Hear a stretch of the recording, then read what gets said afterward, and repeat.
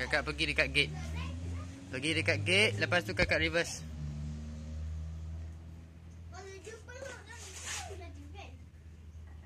Okay, reverse. Jangan pusing, reverse je.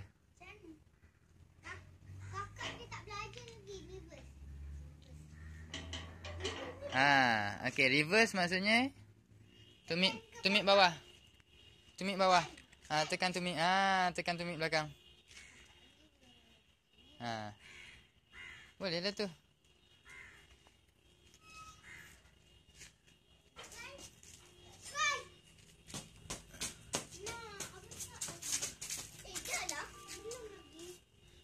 Jangan kacau, jangan kacau. Nanti jatuh.